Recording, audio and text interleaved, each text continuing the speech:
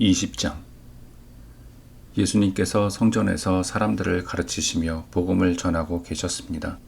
그때 대제사장들과 율법학자들이 장로들과 함께 예수님께 왔습니다. 그리고 예수님께 말하였습니다. 당신이 무슨 권한으로 이런 일을 하는지 우리에게 말해 주시오.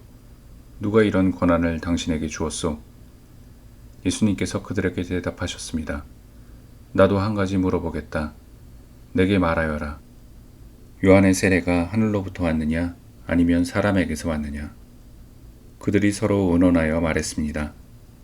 만일 우리가 하늘로부터 왔다고 말하면 왜 그를 믿지 않았느냐고 할 것이다. 그렇다고 사람에게서 왔다고 말하면 모든 백성들이 요한을 예언자로 확신하고 있으므로 우리를 돌로 칠 것이다. 그래서 그들은 어디서 왔는지 모르겠다고 대답하였습니다. 예수님께서 그들에게 나도 무슨 권한으로 이런 일을 하는지 말하지 않겠다 하고 말씀하셨습니다.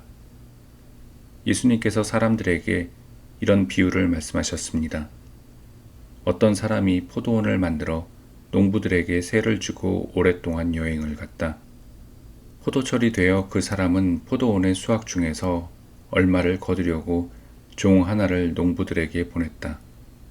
그러나 포도원 농부들은 그를 때리고 빈손으로 돌려보냈다. 주인은 다른 종을 보냈다. 그러나 그 종도 때리고 온갖 모욕을 주고 빈손으로 돌려보냈다.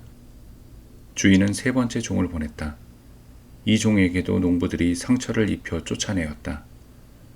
포도원 주인은 말했다. 어떻게 할까? 내 사랑하는 아들을 보내야겠다. 아마도 내 아들은 존경할 것이다.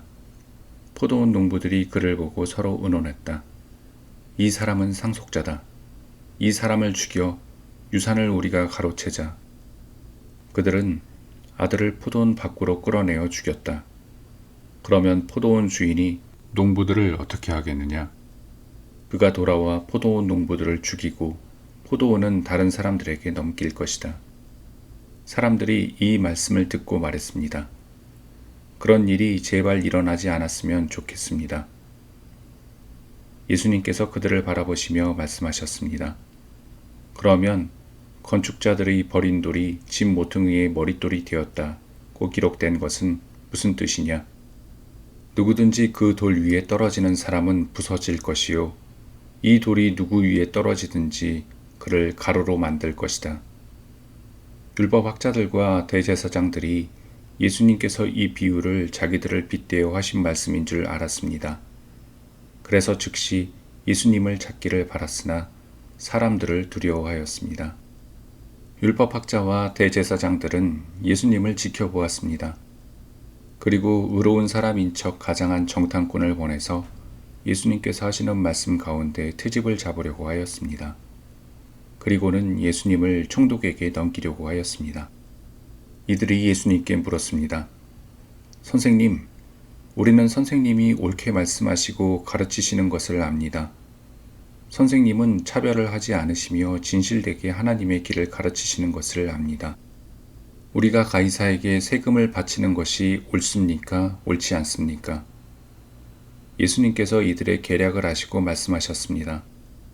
데나리온 동전 하나를 가져오너라. 이 돈에 누구의 얼굴과 이름이 새겨져 있느냐? 그들이 대답했습니다.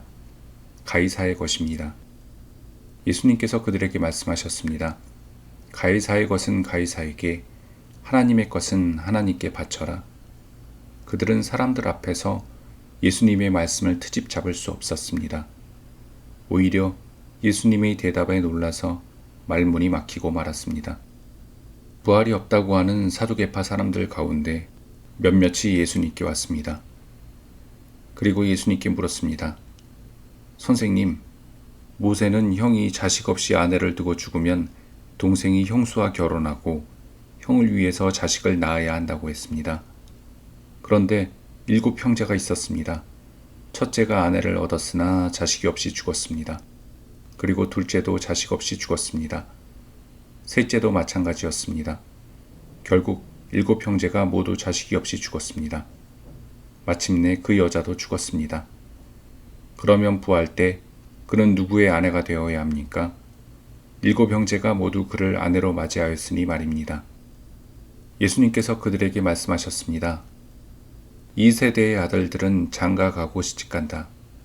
그러나 죽었다가 다시 부활하여 하늘나라에서 살 자격이 인정된 사람들은 장가도 가지 않고 시집도 가지 않는다.